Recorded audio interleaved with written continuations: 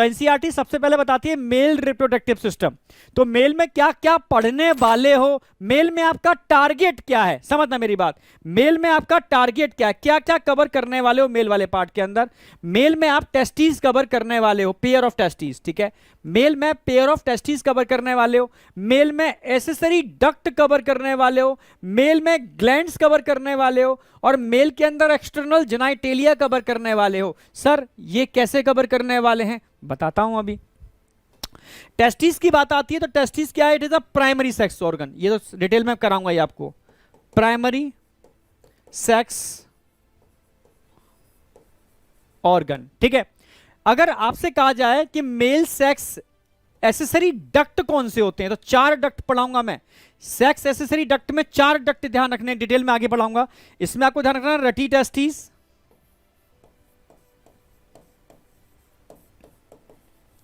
ठीक है। इसमें ध्यान रखना वासा, इफरेंसिया,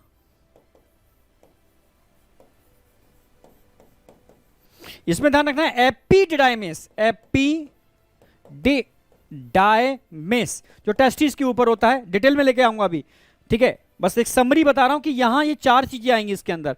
और वास डिफरेंस, वास, ये चारों कवर करेंगे मेल सेक्स एसेसरी डक्ट। अगर मेल का रिप्रोडक्टिव सिस्टम पढ़ोगे तो सेक्स एसेसरी डक्ट जरूर ध्यान रखना है, एक क्वेश्चन यहीं से बनता है, ठीक है। आगे एनसीईआरटी ने डिटेल में दे रखा है पर समरी मैंने करा दी है, ये आपको पढ़ना है मेल वाले पार्ट में। अगला पढ़ना है सेक्स एसेसरी ग्लैंड्स। अगर ग्लैंड की बात आती है तो ग्लैंड में कौन से ग्लैंड पढ़ने हैं आपको, ठीक है। अगर ग्लैंड की बात आएगी तो ग्लैंड में आपको पढ़ने हैं number 1 seminal vesicle, seminal vesicle, number 2 आपको पढ़नी है प्रोस्टेट, और नंबर 3 आपको पढ़नी है bulbo urethral, it is also called Cowper's gland, Cowper's glands. ये पेयर में होते हैं, ये सिंगल होती है, और ये अगेन पेयर में होते हैं। ये आपको कवर करना है मेल सेक्स एसेसरी ग्लैंड्स के अंदर। अब एक्सटर्नल जेनाइटेलिया में क्या आता है, 2 चीजें पढ़ाऊंगा एक्सटर्नल जेनाइटेलिया के अंदर आज जो कवर कराऊंगा। एक तो पेनिस कवर कराऊंगा, पूरा मैकेनिज्म इसके अंदर कि पेनिस का इरेक्शन और इजैक्यूलेशन की मैकेनिज्म क्या है, पेनिस का स्ट्रक्चर क्या होता है, ठीक है। जो इंसेमिनेशन में कैसे पार्टिसिपेट करता है, ठीक है, डिटेल्ड पूरा का पूरा। दूसरा मैं कवर करूंगा इसके अंदर एक्सटर्नल जेनाइटेलिया में स्क्रोटम, स्क्रोटम और पेनिस ये आते हैं एक्सटर्नल जेनाइटेलिया के अंदर। यानी समरी समझ में आई कि पढ़ना क्या है इसके अंदर। डिटेल्ड में पढ़ना है टेस्टिस के बारे में, पहले मैं ओवरव्यू दूंगा पूरा मेल का रिप्रोडक्टिव सिस्टम है क्या, फिर मैं ओवरव्यू दूंगा आपको टेस्टिस के बारे में डिटेल, ठीक है। फिर accessory duct, accessory glands, external genitalia, और एक्सटर्नल जेनाइटेलिया के बाद स्पर्मेटोजेनेसिस। क्लियर बिल्कुल। तो ये आज का हमारा टारगेट होगा, और कोशिश करूंगा इस टारगेट को कंसाइज फॉर्म में टाइमली एकदम ब्रेन में आपके सेट कर पाऊं, ठीक है। तो स्टार्ट कर रहे हैं बेटा, एक एक करके लेके चल रहा हूं। स्टेप नंबर 1, ठीक है। अगर हम पेनिस की बात करते हैं, पेनिस मेल का एक्सटर्नल जेनाइटेलिया है, ठीक है, जो एक मस्कुलर स्पॉन्जी अंदर से हाईली वैस्कुलर होता है। इसमें ओनली स्मूथ मसल्स होते हैं और कुछ भी नहीं, ठीक है। और ब्लड वेसल्स या ब्लड साइनस होते हैं, ठीक है। ब्लड का फ्लो जब इसमें बढ़ता है तो इसमें इरेक्शन की मैकेनिज्म होती है और स्मूथ मसल्स रिलैक्स कर जाते हैं। और जब ब्लड का फ्लो नहीं होता, समझ रहे हो, तो उस समय स्मूथ मसल्स कॉन्ट्रैक्टेड फेज में होते हैं, आप समझ रहे हो, रिलैक्स नहीं करते, और ब्लड का फ्लो वहां कम होता है। इसकी पूरी मैकेनिज्म क्या है वो हम आगे डिस्कस करेंगे। एक्सटर्नल जेनाइटेलिया के अंदर पेनिस और स्क्रोटम दोनों को इंक्लूड किया गया है। यहां मैं पूरे के पूरे मेल रिप्रोडक्टिव सिस्टम का ओवरव्यू दूंगा, और ओवरव्यू देने के बाद उससे रिलेटेड जो मिथ हैं, कंसेप्ट हैं, वो डिस्कस करूंगा, तब मैं आगे बढ़ूंगा एक एक स्टेप बाय स्टेप आगे लेकर के, ठीक है। तो सबसे पहले कुछ यहां से फोकस करोगे, ठीक है। ये दोनों पार्ट एब्डोमिनल कैविटी के बाहर होते हैं, ये ध्यान रखना है। मान लो ये आपकी एब्डोमिनल कैविटी है, तो ये दोनों ही पार्ट एब्डोमिनल कैविटी के बाहर होते हैं, ठीक है। कहां होते हैं, एब्डोमिनल कैविटी के बाहर। ओहो, एक मिनट,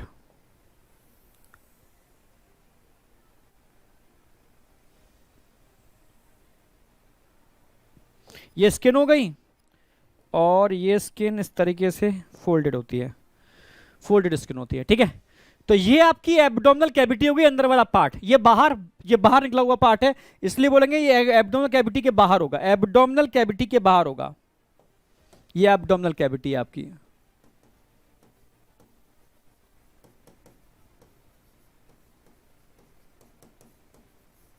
अंदर एब्डोमिनल कैविटी है, ये बाहर है, दोनों के दोनों बाहर निकले हुए हैं, ठीक है। और अगर मैं इसकी बात करता हूं स्क्रोटम की, तो स्क्रोटम के अंदर 1 पेयर स्क्रोटल सैक होते हैं, ध्यान रखना 1 पेयर स्क्रोटल सैक होते हैं। साइड व्यू दिखा रहा हूं मैं आपको, साइड व्यू है, साइड व्यू है, तो ये होंगे स्क्रोटल सैक, ऐसे ही 2 होंगे, एक और होगा। और इस स्क्रोटल सैक के अंदर होते हैं आपके टेस्टीज, स्क्रोटल सैक के अंदर होते हैं टेस्टीज।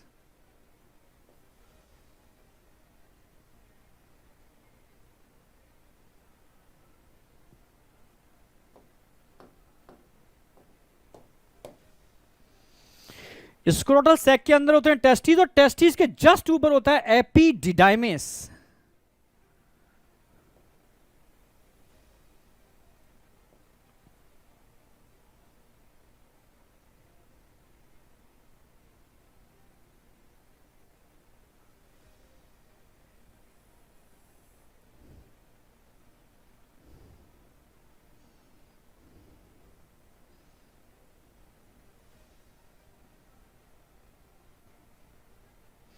और अगर एपिडिडाइमिस की बात की जाए,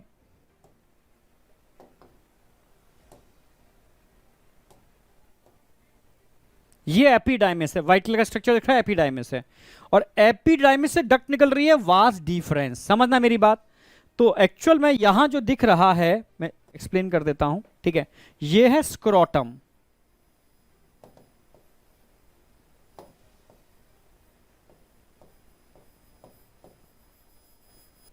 इसके अंदर होते हैं स्क्रोटल सैक,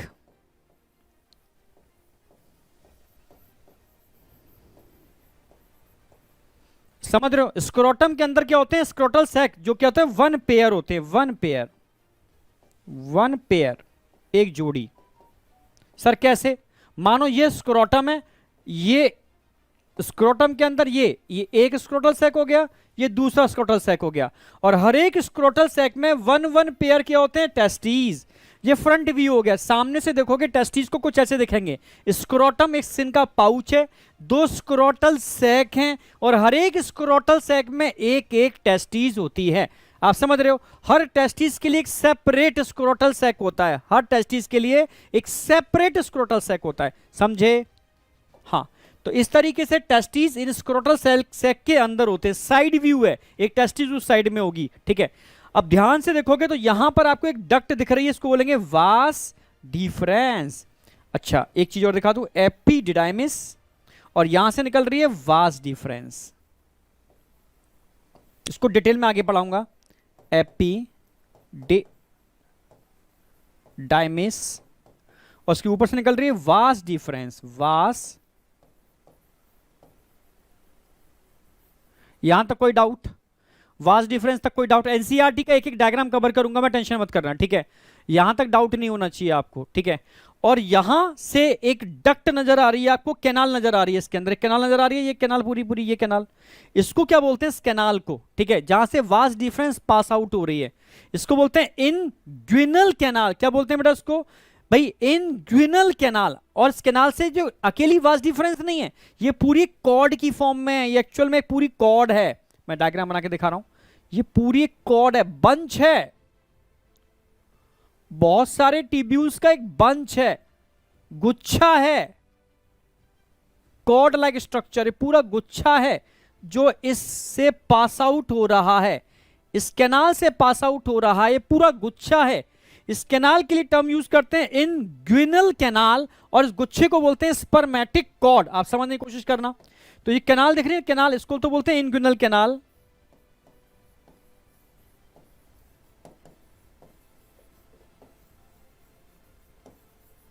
और जो कॉर्ड लाइक स्ट्रक्चर दिख रहा है ना, इसको बोलते हैं स्पर्मेटिक कॉर्ड, स्पर्मेटिक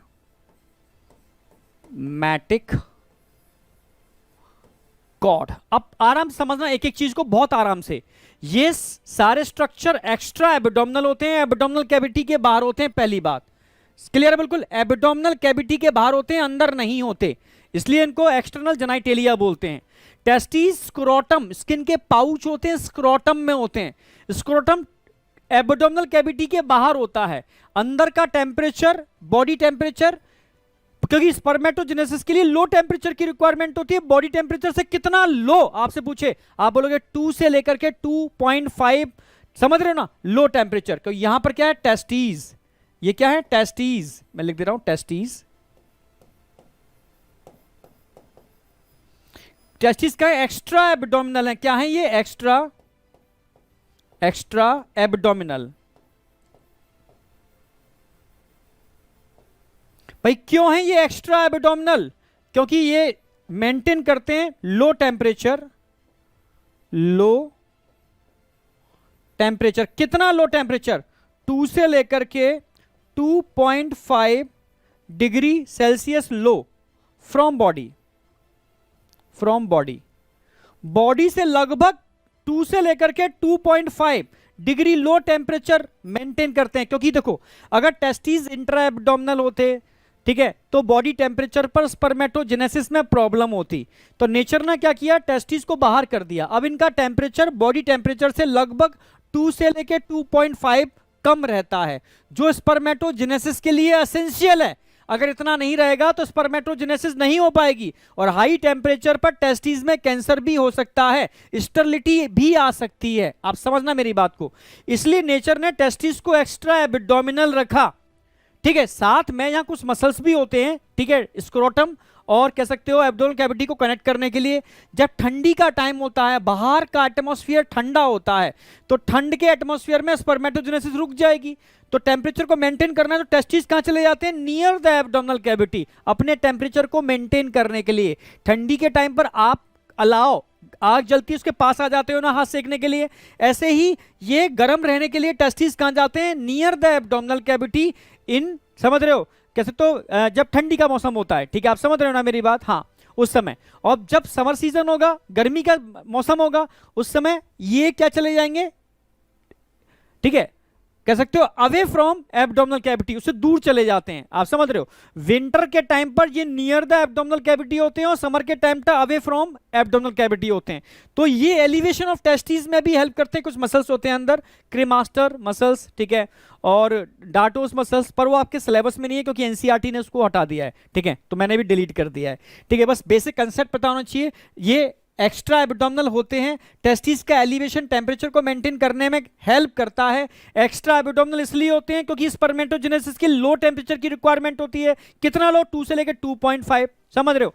टेस्टिस से एब्डोमिनल कैविटी में खाली वास्ट डिफरेंस नहीं एंटर करती है, वास्ट डिफरेंस बहुत सारी चीजों के साथ मिलकर के कॉर्ड बनाती है। इस कॉर्ड को स्पर्मेटिक कॉर्ड बोलते हैं। इस कॉर्ड के अंदर क्या क्या हो सकता है, स्पर्मेटिक कॉर्ड की अगर बात की जाए तो स्पर्मेटिक कॉर्ड में वास्ट डिफरेंस होती है, वास्ट डिफरेंस।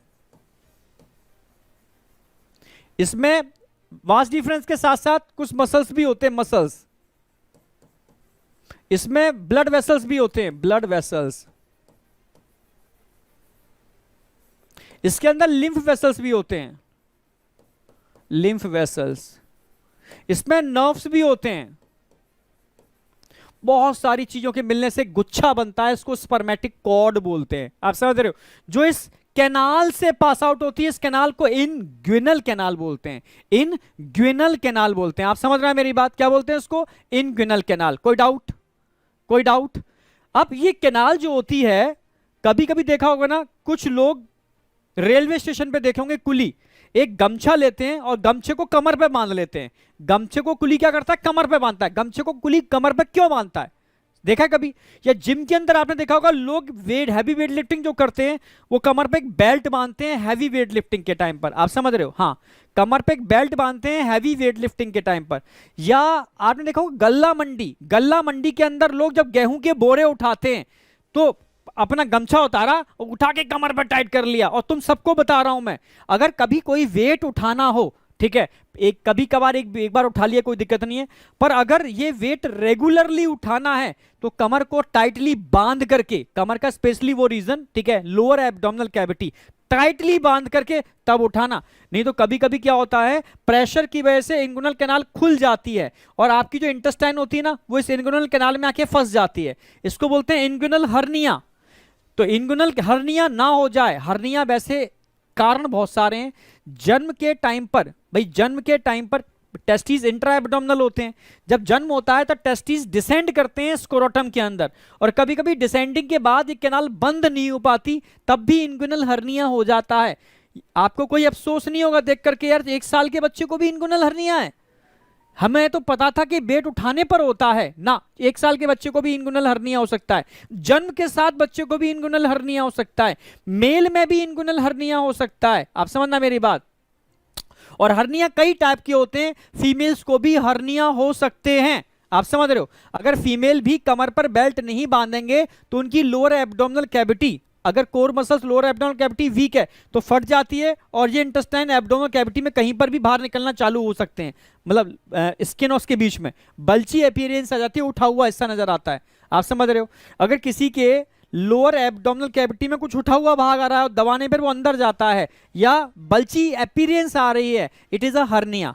और मेल का केस होगा तो यहां पर इसको इंग्विनल हर्निया बोलते हैं। समझे या नहीं समझे, तो ये वाली बात ध्यान रखनी है, इंग्विनल हर्निया वाली बात भूलनी नहीं है। जब भी कोई वजन उठाओगे यहां पर एक गमछा या कुछ बांधोगे, ठीक है, ये वाली बात क्लियर है, इंग्विनल हर्निया क्लियर है, स्पर्मेटिक कॉर्ड क्लियर है, अंदर वाला पार्ट क्लियर है। अब यहां से जो वास्ट डिफरेंस है समझना अच्छी तरीके से।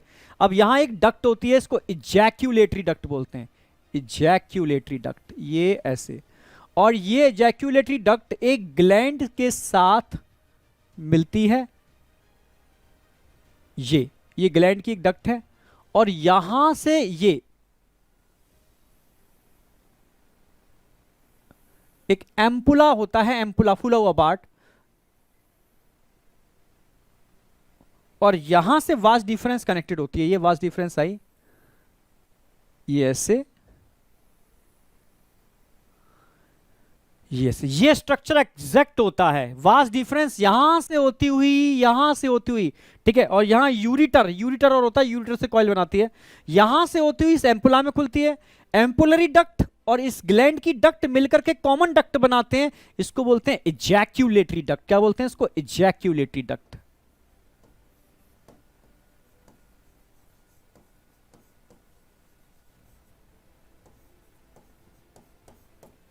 इजैक्यूलेटरी डक्ट क्लियर है बिल्कुल। ये क्या है? एम्पुला।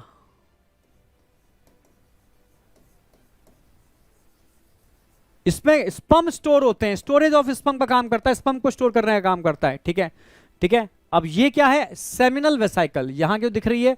इट इज, ये तो यूरिनरी ब्लैडर हो गया, इसमें तो कोई डाउट है ही नहीं आपको, यूरिनरी ब्लैडर, ठीक है। और यहां जो स्ट्रक्चर दिख रहा है आपको, ये क्या है? इसको आप बोलोगे seminal vesicle,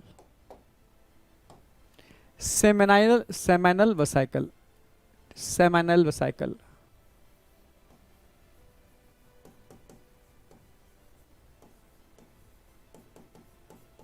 male sex accessory gland, same ऐसा ही एक डक्ट इधर से भी आएगा, सेम ऐसा ही डक्ट इधर से भी आएगा, सेम स्ट्रक्चर इधर भी होगा, पर एक साइड का दिखा दिया दूसरी साइड का नहीं, यानी पेयर में होते हैं ये, एक नहीं होंगे, दो होंगे, पेयर में होंगे। समझ में आ गया? एक इधर भी होगी सेम ऐसी स्ट्रक्चर। तो सेमिनल वेसाइकल और एम्पुलरी डक्ट के मिलने से कॉमन डक्ट बनती है, इसको इजैक्यूलेटरी डक्ट बोलते हैं। तो इजैक्यूलेटरी डक्ट का फॉर्मेशन सेमिनल वेसाइकल की डक्ट और एम्पुलरी डक्ट के मिलने से बनता है, ये ध्यान रखना है आपको, ठीक है। अब फाइनली ये जो डक्ट दिख रही है इसको यूरेथ्रा बोलते हैं, यूरेथ्रा। और यूरेथ्रा के अराउंड, ये तो यूरेथ्रा हो गई, यूरेथ्रा,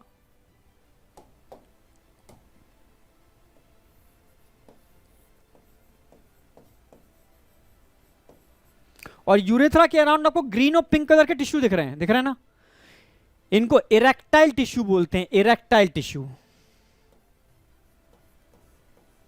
इरेक्टाइल टिश्यू। पेनिस के इरेक्टाइल टिश्यू हैं जो पेनिस के इरेक्शन में हेल्प करते हैं, ठीक है, आप समझ रहे हो। और आगे जो फूला हुआ पार्ट दिख रहा है इसको ग्लैंस पेनिस बोलते हैं, ग्लैंस पेनिस।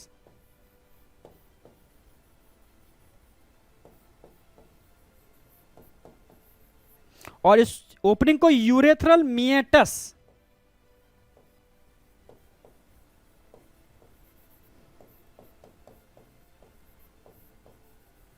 और जो स्किन दिख रही है इसको फोर स्किन बोलते हैं।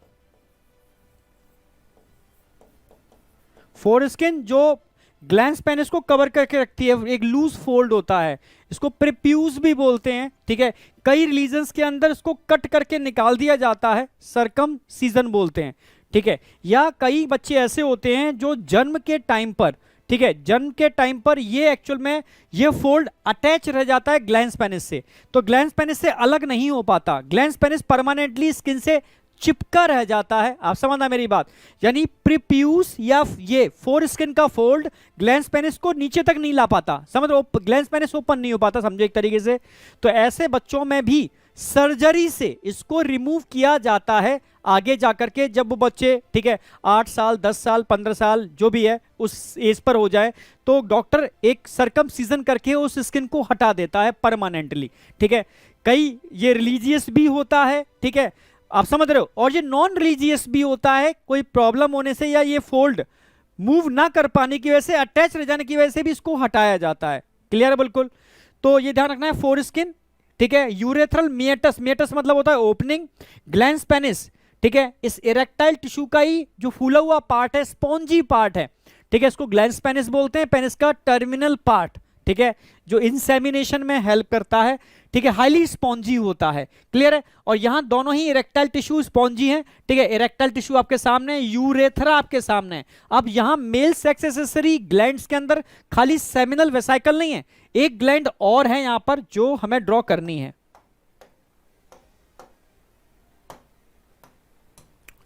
इस ग्लैंड को बोलेंगे प्रोस्टेट ग्लैंड, ये है प्रोस्टेट ग्लैंड, ये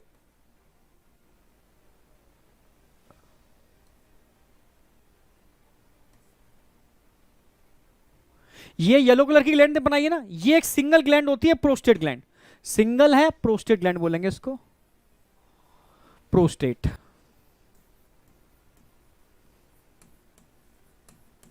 सिंगल ग्लैंड होती है ये, आगे दूसरी मेल सेक्स एक्सेसरी ग्लैंड है।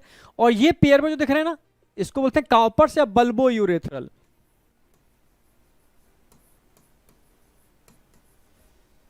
काउपर्स या बल्बो यूरेथ्रल ग्लैंड्स,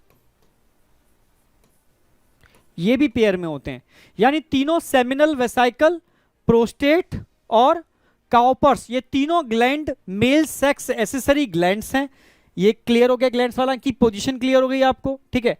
पेनिस का पार्ट क्लियर हो गया, इरेक्टाइल टिश्यू के मिलने से बनता है, यूरेथ्रा के अराउंड इरेक्टाइल टिश्यू होते हैं, इसमें ग्रीन कलर वाले टिश्यू ग्लैंस पेनिस बना रहे हैं, आप समझ रहे हो।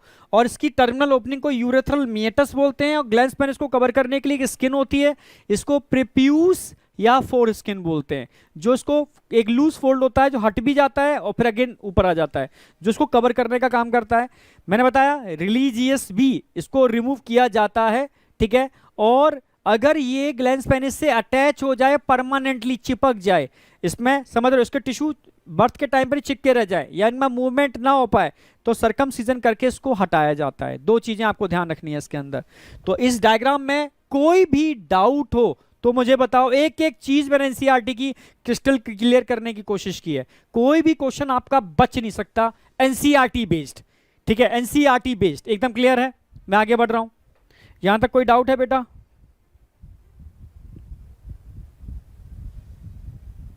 क्लियर है सर, ओके। यहां तक कोई doubt? BMS, yes, good evening बेटा, गुड इवनिंग। बीएमएस, चलो बीएमएस बता रहा है कि एकदम क्लियर है। आगे बढ़ रहा हूं, एनसीईआरटी मैंने बताया, जहां मुझे लगेगा मैं एनसीईआरटी साथ लेके चलूंगा, क्योंकि मेरा पर्पस है कि एक एक चीज क्रिस्टल क्लियर हो आपकी, ठीक है। The testes are situated outside the abdominal cavity within a pouch, इस पाउच को हम क्या बोल रहे हैं? स्क्रोटम, इसमें कोई डाउट नहीं है। The scrotum helped in maintaining the low temperature, scrotum low temperature maintain करने का काम करेगा। कितना लो टेम्परेचर? किसका लो टेम्परेचर? टेस्टिस का। कितना लो टेम्परेचर? 2 से लेके 2.5 डिग्री लो टेम्परेचर। किससे? आप बोलोगे नॉर्मल इंटरनल बॉडी टेम्परेचर से, ठीक है, जो किसके लिए नेसेसरी है? Necessary for spermatogenesis. अगर ये लो टेम्परेचर मेंटेन नहीं हुआ तो स्पर्मेटोजेनेसिस पॉसिबल नहीं है, आप समझ रहे हो। स्पर्मेटोजेनेसिस यानी स्पर्म के निर्माण की प्रक्रिया, उसके लिए बॉडी टेम्परेचर से लगभग 2 से लेके 2.5 डिग्री लो टेम्परेचर मेंटेन करना पड़ता है। क्लियर है बिल्कुल। In adult each testis is Oval shape बोलते हैं, बस ये थोड़ा ध्यान रखना है। इसकी जो ठीक है लेंथ होती है टेस्टिस की, लेंथ जो होगी लगभग 4 से लेके 5 सेंटीमीटर होगी। इसकी जो विड्थ होगी ठीक है लगभग 2 से लेके 3 सेंटीमीटर होगी। ये भूलने वाले पॉइंट्स हैं, थोड़े ध्यान रखना। ठीक है, हर एक टेस्टिस के अंदर छोटे छोटे कंपार्टमेंट होते हैं जो मैं डायग्राम में बताऊंगा डिटेल्ड में। अभी डिटेल डायग्राम बना रहा हूं, इनको टेस्टिकुलर लोब्यूल्स बोलते हैं। ये आगे के इंटरनल डायग्राम में आएंगे। ठीक है, एनसीईआरटी ने डायग्राम दे रखा है, तो डायग्राम जो मैंने बनाया है वही है। समझना मेरी बात। यहां सबसे पहले टेस्टिस दिखाने की कोशिश की है। टेस्टिस स्किन के पाउच में, इसको स्क्रोटम बोलते हैं, बताने की कोशिश की है। आपको क्लियर है? यहां पर स्क्रोटम के ऊपर एक आपको दिख रहा है एपिडिडाइमिस, इसमें नहीं दिखाया पर हम बता रहे हैं आपको। और यहां से एक डक्ट जा रही है, इसको वास डिफरेंस बोलते हैं। ये वास डिफरेंस ध्यान रखना है आपको, यूरेथ्रा के ऊपर कॉइलिंग करता है। यूरेथ्रा के ऊपर कॉइलिंग करता है। ठीक है, यूरेथ्रा बोल रहा हूं, यूरिटर के ऊपर कॉइलिंग, ये यूरिटर है।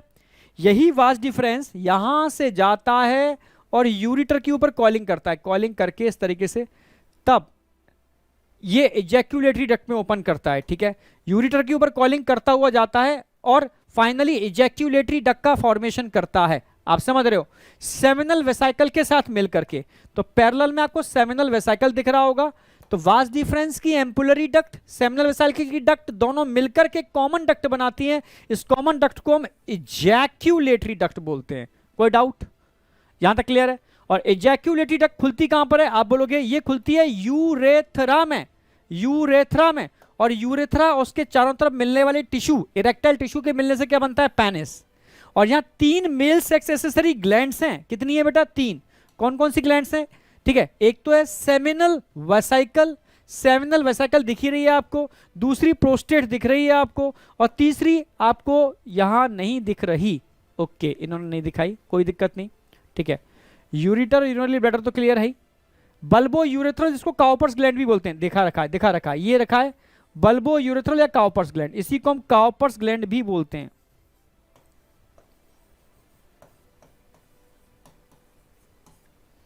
काउपर्स बोलो या बल्बो यूरेथ्रल ग्लैंड बोलो, काउपर्स या बल्बो यूरेथ्रल ग्लैंड, कोई डाउट? ठीक है, बल्बो यूरेथ्रल ग्लैंड या काउपर्स ग्लैंड। टेस्टिस क्लियर है, बल्बो यूरेथ्रल ग्लैंड क्लियर है। ठीक है, ग्लैंस पेनिस क्लियर है आपको। ठीक है, और ग्लैंस पेनिस के चारों तरफ क्या दिख रही है आपको? Four skin. अब बताओ, एनसीईआरटी का ये डायग्राम क्लियर है? ये एनस और रेक्टम ये डाइजेस्टिव सिस्टम के पार्ट हैं, इस पर क्वेश्चन नहीं आएगा।